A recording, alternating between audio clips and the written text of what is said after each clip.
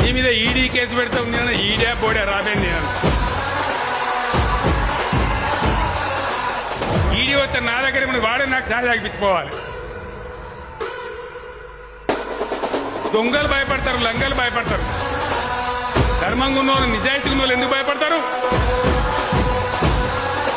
దేనికోసం భయపడతారు? నీ మీద ఈడీ పెడతాం కదా, ఈడీ కాకపోతే బోడీ పెట్టుకో, ఏం పీక్కుంటావో పీక్కో.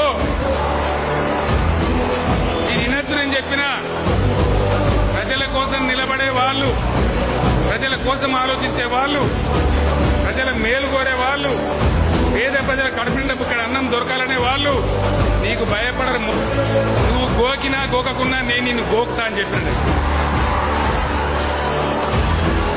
ఈ దేశం ఇవన్నీ అయ్యే సొత్తు కాదు, ఇది రాజరిక వ్యవస్థ కాదు.